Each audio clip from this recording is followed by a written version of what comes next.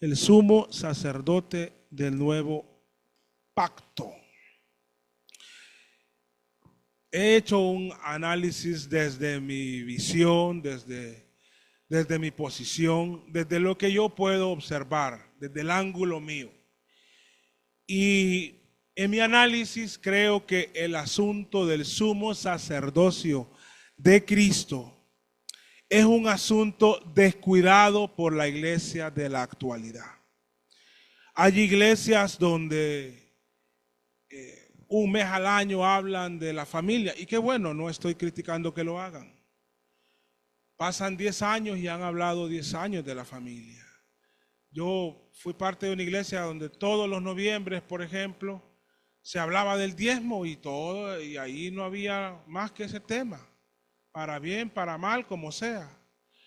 Pero igual como en esta iglesia a la que yo fui o otras iglesias, muy poco se habla y se hace énfasis en el mes de Cristo, del sacerdocio de Cristo, de la obra de Cristo, del evangelio de Cristo. Entonces, este tema es tan importante, hermano. Este asunto es tan relevante en el evangelio que es preciso que la iglesia lo estudie, lo conozca, lo examine y lo entienda. Porque sin sacerdocio no hay redención. Para algunos de ustedes, la pregunta de cómo puede un pecador acercarse a Dios, pueden pasarla a la ligera y no darle mucha importancia. Pero alguien que es consciente de su nivel de pecado, de repente hace esta pregunta con más seriedad.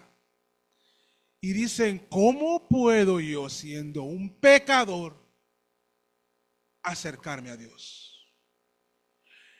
El sacerdocio de Cristo es fundamental para dar una respuesta adecuada y precisa, sustentada en la Biblia.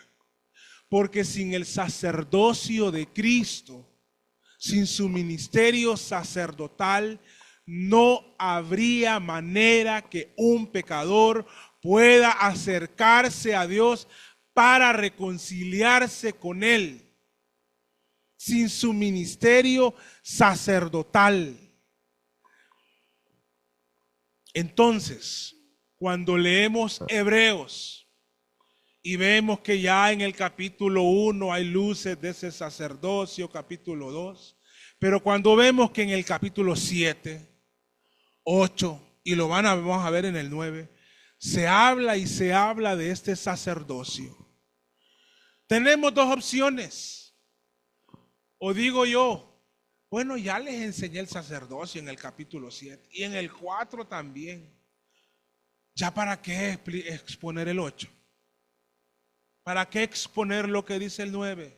Si ya he venido hablando de eso. Puedo bajarle la importancia que el mismo autor de Hebreos le da al asunto, pasarla por alto asumiendo que ya lo enseñé, o puedo seguir el trazo de las escrituras y seguir repitiendo y haciendo énfasis en este asunto.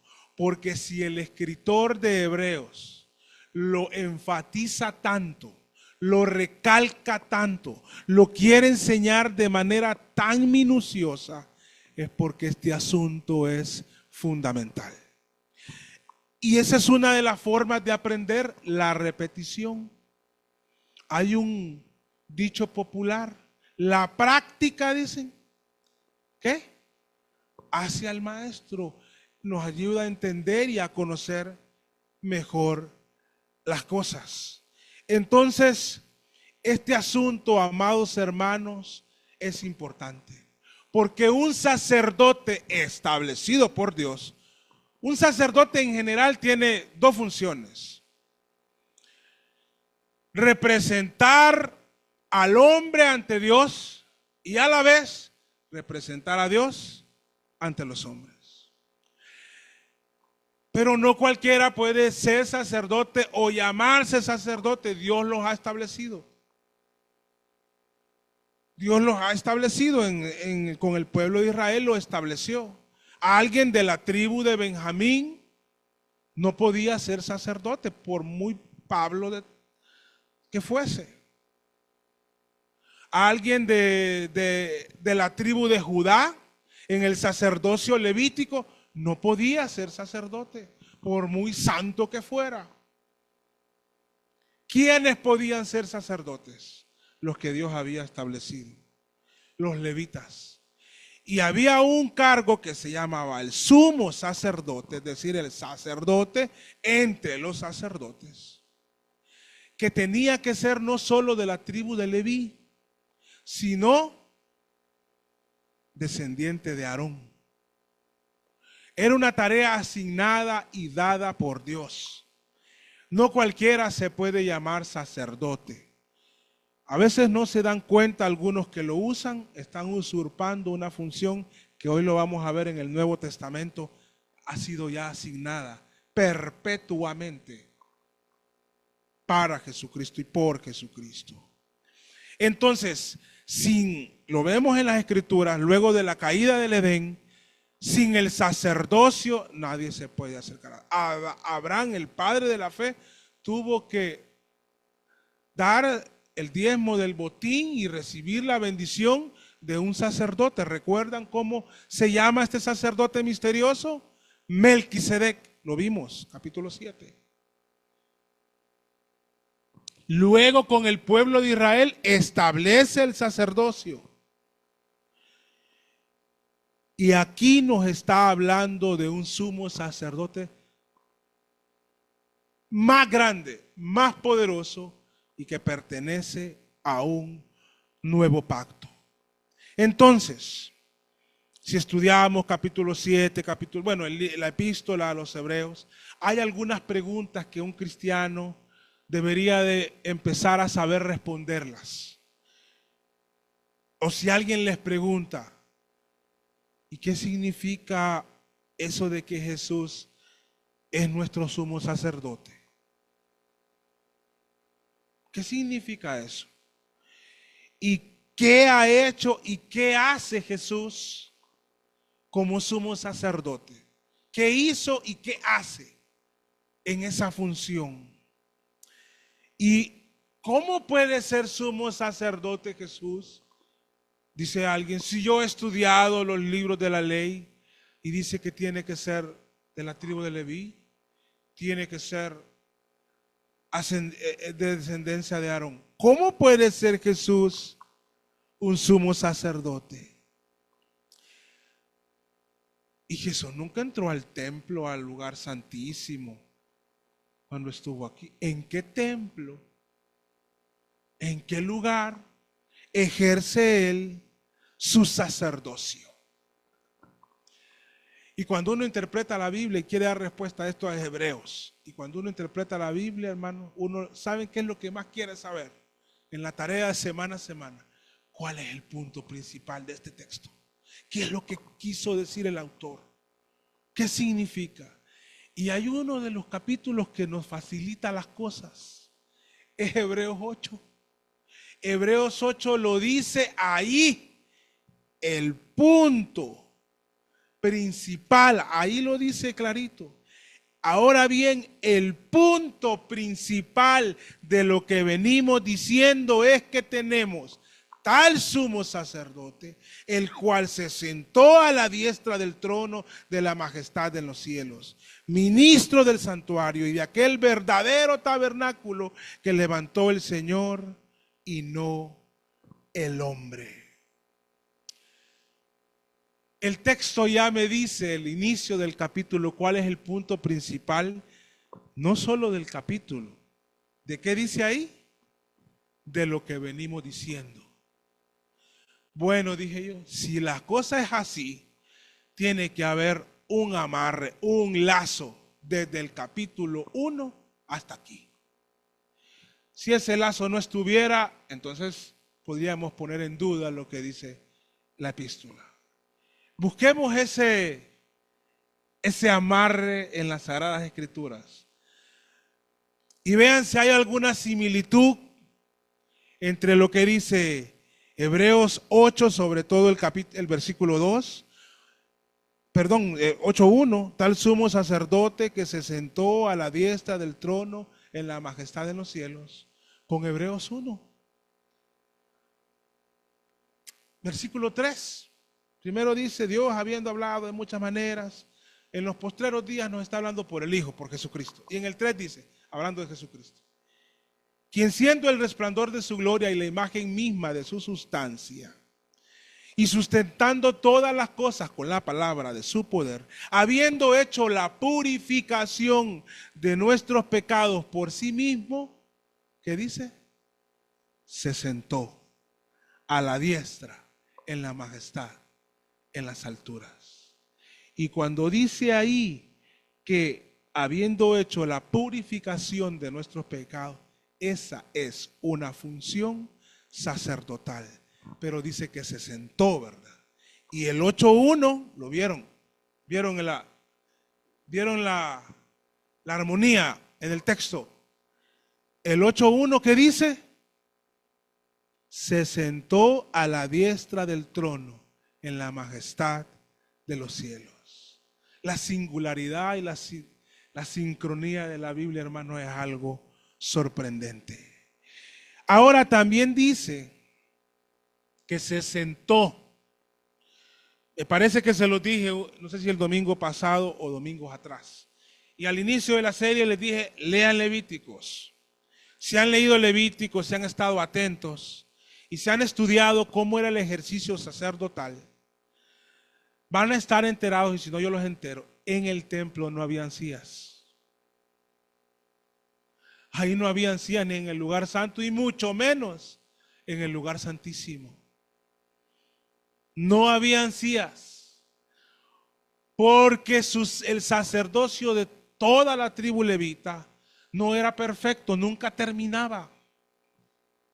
El trabajo del sumo sacerdote salía, rociaba sangre por sí mismo, el sacrificio por los pecados del pueblo, una vez al año salía, pero el siguiente año tenía que volver a esa labor. Se sacrificaban miles de corderos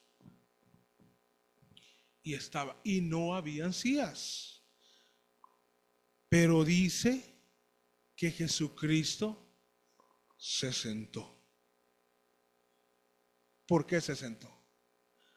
Porque Él sí se sentó.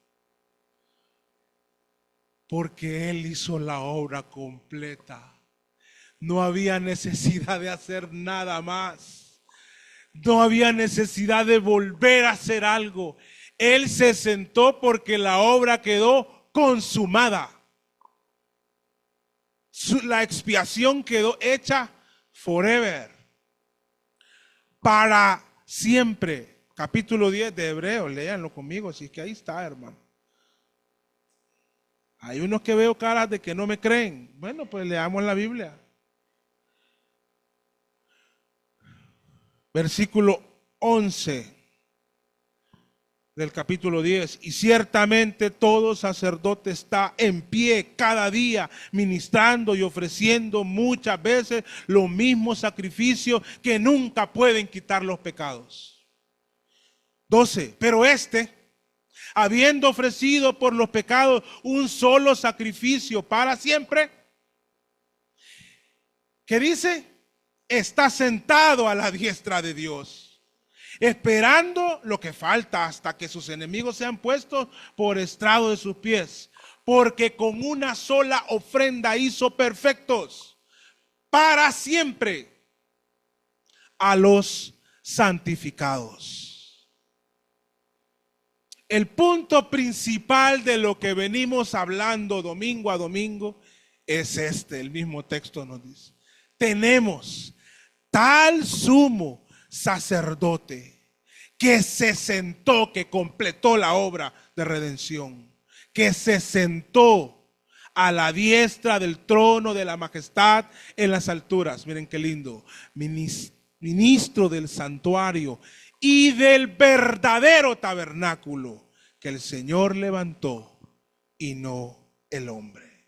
Entonces, sabiendo que este es el punto principal del texto y que es necesario que lo enseñemos, que recalquemos y que repasemos, ese texto nos muestra, o por lo menos hoy, quiero hablar de 6 cosas brevemente que el texto nos muestra. Primero, las funciones sacerdotales. Ahí lo vamos a ver, donde Jesús se dio a sí mismo como ofrenda. 2, que Jesucristo no es un sacerdote como los de aquel momento, ya que su sacerdocio no es así, ya que Él lo ejerce en un mejor lugar, no en la tierra, ya lo vamos a ver. Tercero, veremos que el sacerdote y el templo solo son ejemplos y sombras del verdadero sacerdote y del verdadero templo.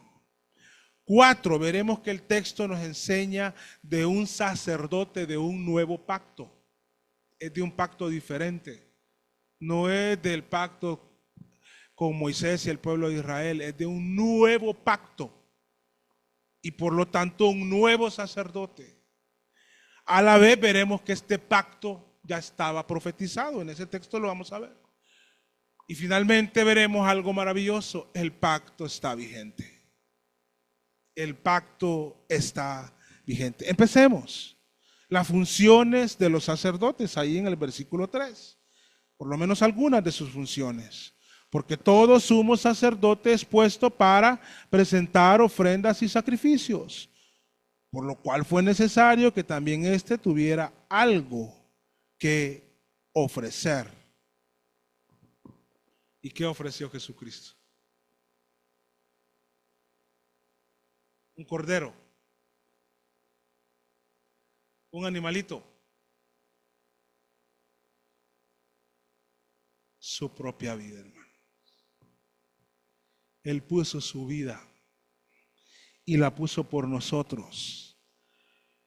Por eso, vean lo maravilloso cuando Juan en el Jordán, el Bautista, ve a Jesús y por la iluminación del Espíritu Santo, siéndole a él mostrado que él era el Mesías, pero no solo que él era el Mesías, sino que también era aquel siervo sufriente. Él dice, he aquí, impactado me imagino yo en su ser, emocionado desde sus entrañas, viendo cómo toda la ley y los profetas venían caminando a él al Jordán. Y él dice, he aquí el Cordero de Dios que quita el pecado del mundo. Sabiendo que Jesucristo sería el Cordero sustituto por nosotros, quien se sacrificaría por nosotros. Hebreos capítulo 10, versículo 10 dice, por cuya voluntad somos santificados mediante la ofrenda del cuerpo de Jesucristo hecha una vez para siempre. Este sacerdote dio una ofrenda. ¿Cuál fue su ofrenda? Su propio cuerpo, su propia vida, para aplacar la ira de Dios.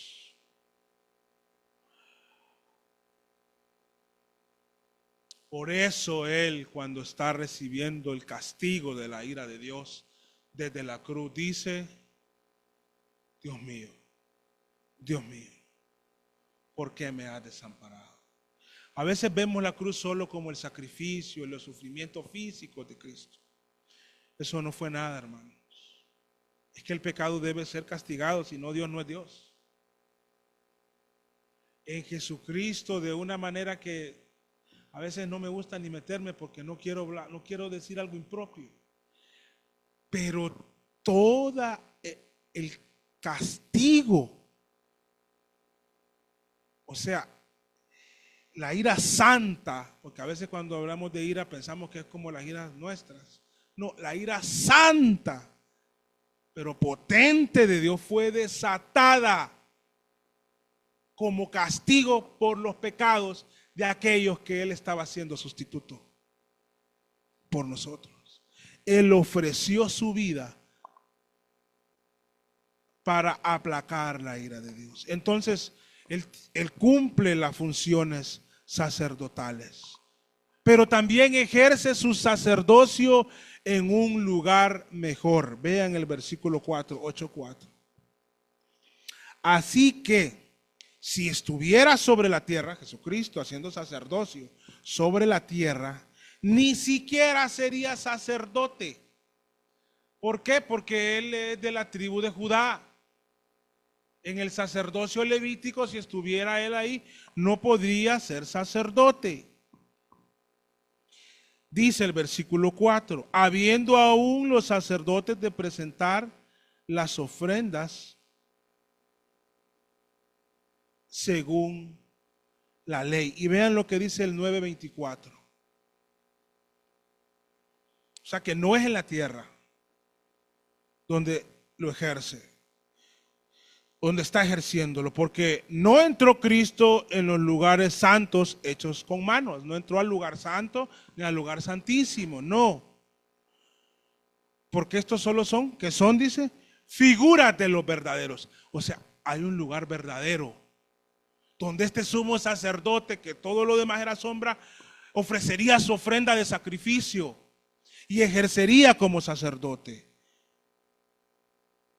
Leo de nuevo, porque no entró Cristo en los lugares santos hechos con manos, que son figuras de los verdaderos, sino en el cielo mismo, para presentarse ahora por nosotros como sacerdote en la presencia de Dios. Les dije las funciones de los sacerdotes, ¿verdad? Las principales: representar a Dios ante los hombres y representar a los hombres ante Dios. ¿En qué templo lo hizo? En el cielo mismo. O sea que él ejerce sacerdocio en un lugar superior. Y en los próximos capítulos, porque en el capítulo 9 nos da detalles, nos habla del lugar santo, nos habla del lugar santísimo y del arca, y lo vamos a estudiar, hermano. Y de los materiales que estaba hecho esto, era increíble. Pero este es un lugar mejor. Eso solo eran sombras. Por eso, siguiente punto, es que el sacerdote y el templo de Israel solo son sombras. Versículo 5, capítulo 8. ¿Van conmigo, hermanos? ¿Están conmigo? 8:5. Recuerde que viene hablando de los sacerdotes, ¿verdad? En el 3 y el 4. Entonces dice, los cuales sirven de ejemplo. ¿Quiénes sirven de ejemplo? Los sacerdotes. Y sombras de las cosas celestiales, o sea, del verdadero templo.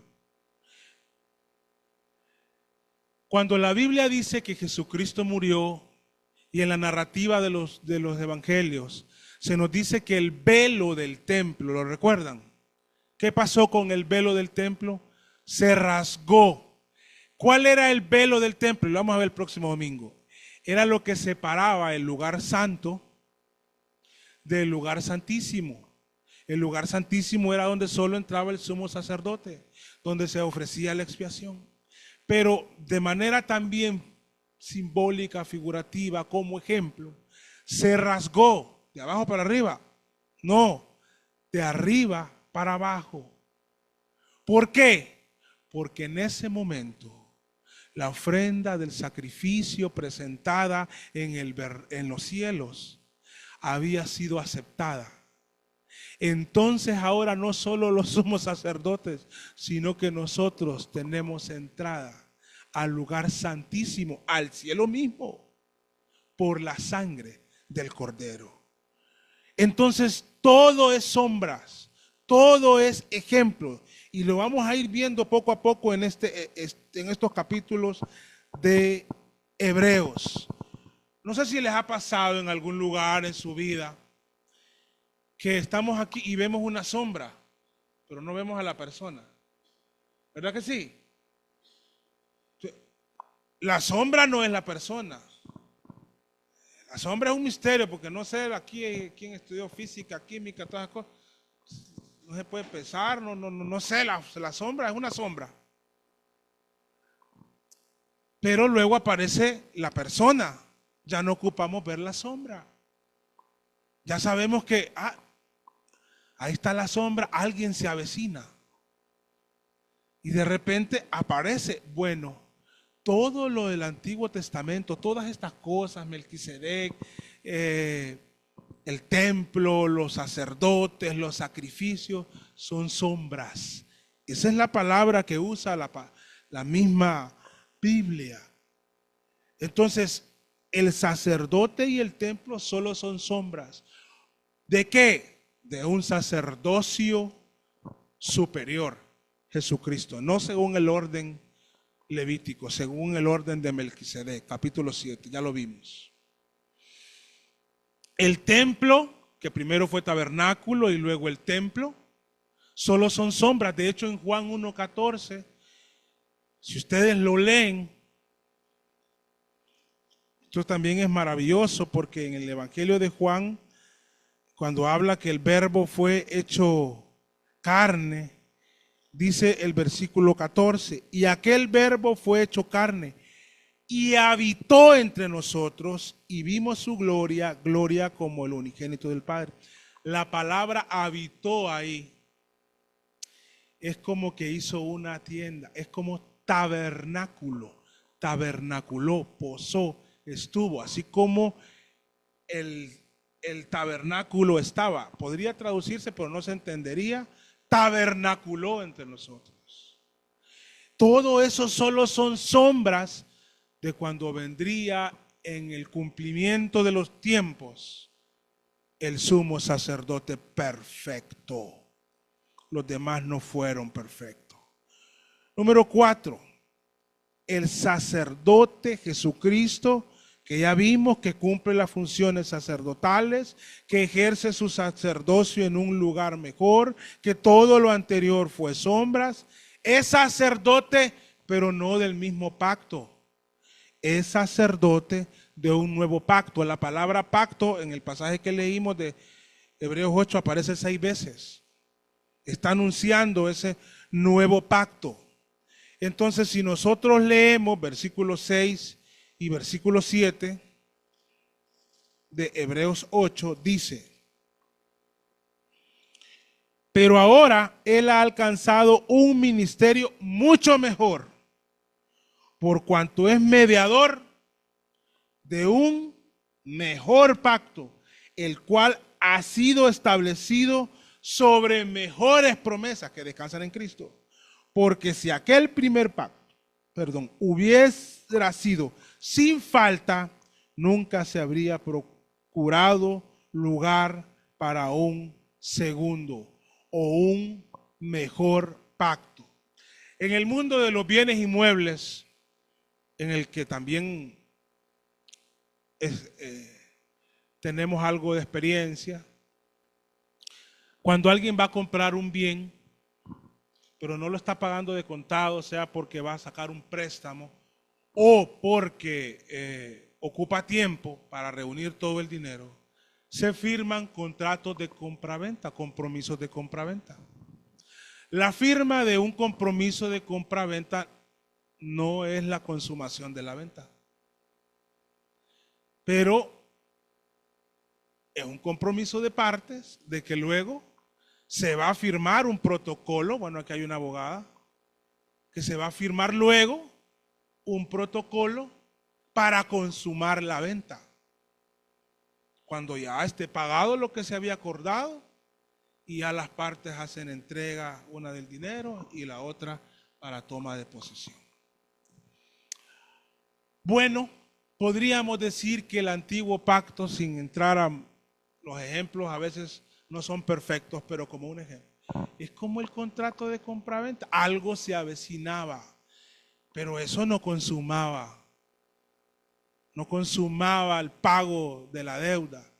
Eso estaba ahí, porque después venía la paga total en Jesucristo. Ya no más cuotas anuales, sino que el pago total de la deuda de nuestros pecados. Entonces es fabuloso para un pecador, nosotros, conocer la obra del sacerdocio de Cristo. Es fabuloso saber que, o sea que yo no puedo llegar directo ante Dios. De hecho, eso yo pensaba, puede decir, porque soy muy pecador. pero hay alguien que sí puede llegar por mí. Y esa persona habitó entre nosotros. Y cuando le presentaron a una mujer muy pecadora, dijo, yo tampoco la condeno. O sea que yo me puedo acercar a él. Pero no solo acercar, tiene que creer en él. Depositar toda su confianza en él. Y él va a ir a interceder por usted ante el Padre. Pagando su deuda, presentando una ofrenda hermosa. Entonces, este sacerdote de un nuevo pacto, el pacto de la ley nos mostraba el camino, pero el pacto de la gracia es el pacto que nos salva. Cuando citamos Efesios 2, 8 y 9, tenemos que entender que la gracia, hablamos de la gracia, nos encanta la gracia, es una palabra hermosa, pero la queremos explicar como que estuviera lejana a la obra sacerdotal de Cristo. Es que cuando usted entiende la obra sacerdotal de Cristo, tiene un mejor entendimiento de la gracia. Claro, soy salvo por gracia, porque el sacerdocio de Cristo es el que hace todo. Por gracia, entonces tiene sentido. Por gracia soy salvo. Por medio de la fe, dice, ¿verdad? No por obras. Y esto no es de vosotros, es un don de Dios. La Biblia es tan hermosa, hermano. Ya van a ver ustedes qué es lo que viene después de que habla del sacerdocio de Cristo, de la salvación. 8, 9, 10, Hebreos, ¿qué viene después de 10? ¿Hebreos qué? Después del 10, ¿cuál sigue? 11. Y la gente, ese sí es famoso. ¿De qué habla Hebreos 11? De la fe. Pero está la gracia en el sacerdocio de Cristo. Veamos qué dice 9:22.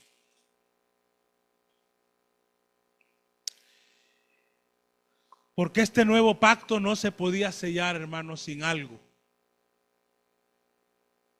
Sin sangre. El pacto antiguo también tenía sangre. Pero este nuevo pacto no se podía sellar sin sangre. Y como es nuevo pacto, ocupaba nueva sangre. Y como es un pacto perfecto, ocupaba sangre perfecta. Y como es un pacto perpetuo, eterno, ocupaba sangre con poder eterno. Y como los pecados eran enormes, ocupaba una sangre con un poder superior a la grandeza de los pecados. Dice Hebreos 9:22.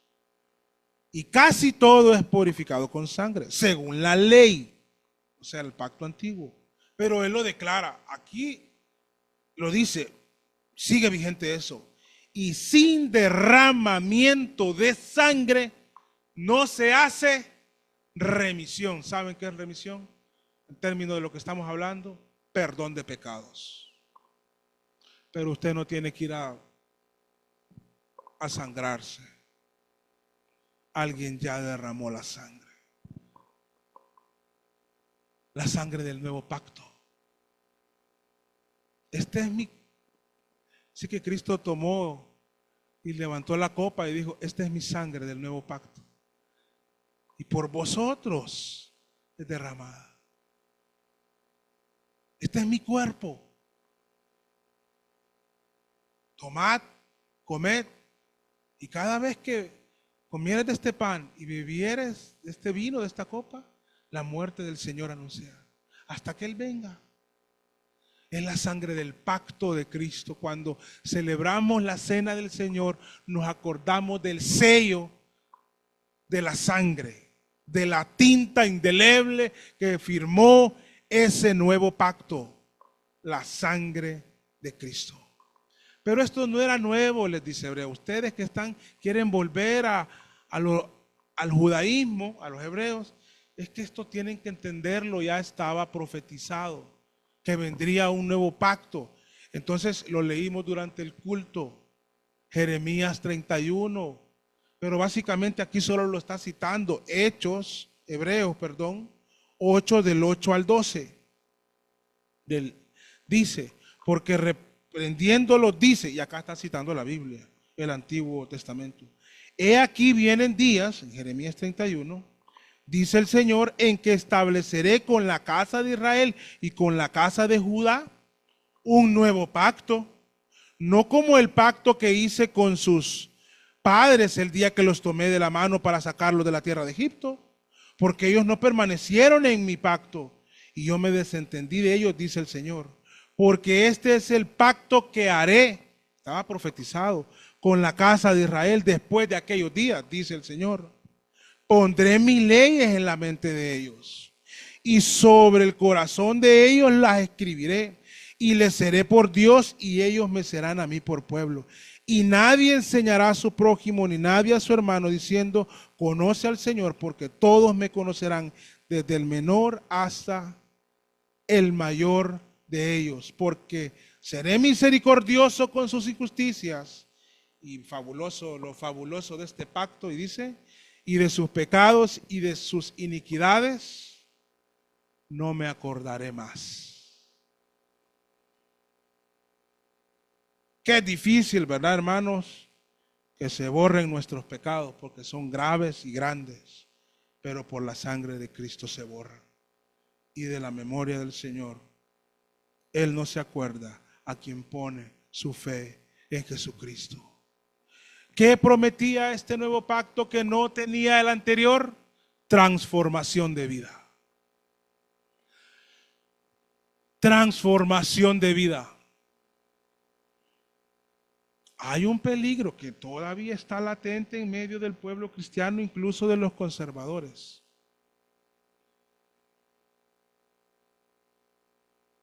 Han quitado ese componente del nuevo pacto. La gracia, el perdón, se olvidan de la regeneración. Como que no fuera bíblico, como que no estuviera en las Sagradas Escrituras, como que no estuviera amarrado a este pacto, como que no tiene nada que ver. Eso está diciendo, pondré mis leyes en su mente, en sus corazones. Es decir, nos ha vuelto templo del Espíritu Santo, nos transforma desde adentro, desde nuestras entrañas. Nuestros intereses cambian, nuestro amor cambia, nuestras pasiones cambian, nuestra manera de analizar y de pensar cambian en este nuevo pacto por la sangre de Cristo. Y finalmente, el pacto sigue vigente. El pacto sigue vigente. Vean lo que dice el versículo 13.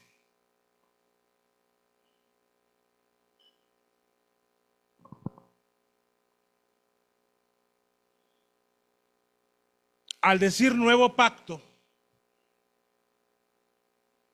dio por viejo el primero, que nos fue útil, que nos es útil entenderlo.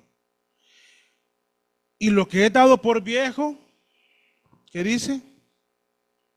Se envanece. En la versión que la mayoría de ustedes tiene, dice, y lo que se da por viejo, sí se envanece. Y está próximo a desaparecer. Les está diciendo, no es necesario que vuelvan al judaísmo. Hay un sacerdote grande, perfecto, mayor, según el orden de Melquisedec. No ejerce sacerdocio en ese templo, así que en el año 70 les destruyeron el templo. Hay un templo donde él ofreció la ofrenda y es en el cielo mismo. La sangre de los corderos ya no es necesaria, lo vamos a ver, lean Hebreos, hermano. Es ahora su sangre. Y ya no tiene que volver todos los años porque Él se sentó. Se sentó porque hizo la obra perfecta. Y este pacto sigue vigente hasta nuestros días. A todos los pecadores que vengan a Cristo son limpios por su sangre.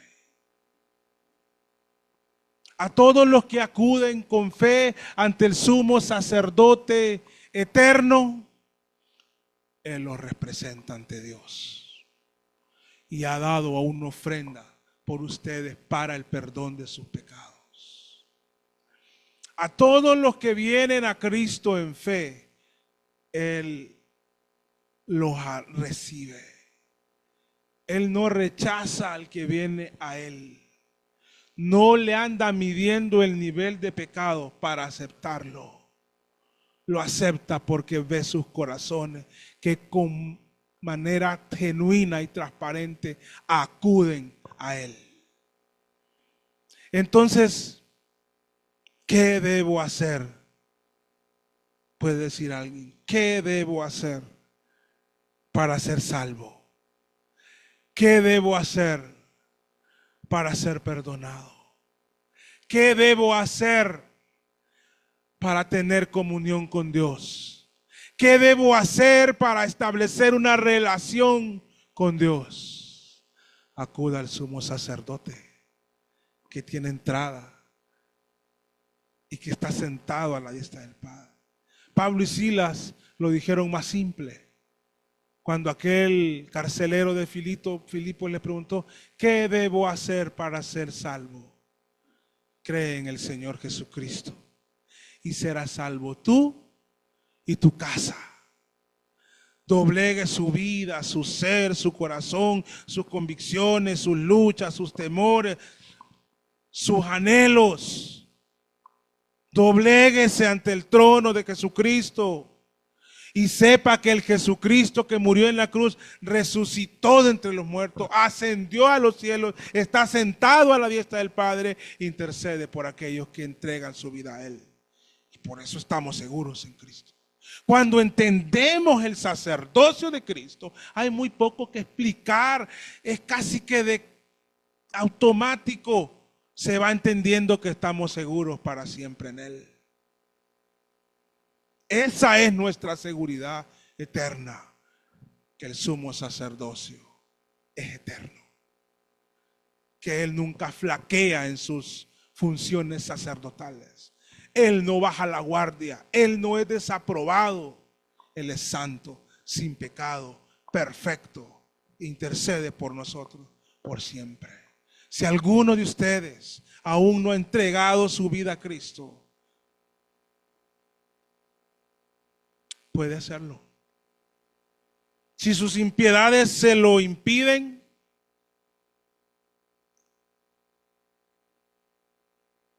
sepa que hay un sumo sacerdote más potente que sus impiedades. Y no le cierra la puerta, sino que la abre para que se acerque a Él con confianza. Él ama a los pecadores. Él tiende la mano a los corazones que se han ensuciado por el pecado. Él abraza al que es rechazado. Él consuela y da amor al que nadie quiere. Él salva perpetuamente por la perfección de su intervención como sumo sacerdote. Él es a quien cantamos y adoramos. Vengan a Cristo, entreguen su vida. Y a los que somos creyentes, seamos recíprocos con la obra de Cristo. No podemos ser totalmente recíprocos, pero espero que entiendan lo que les quiero decir.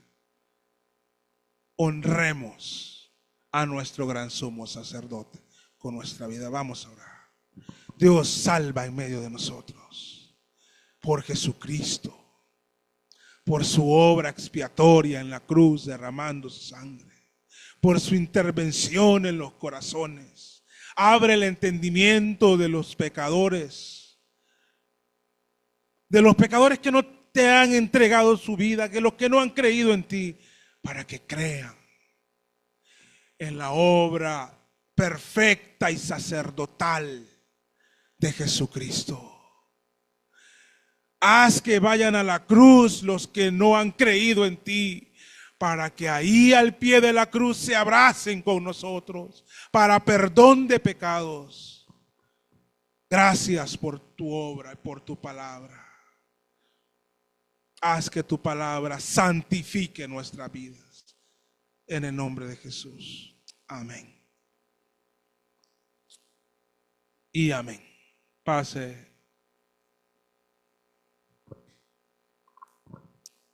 Excelente.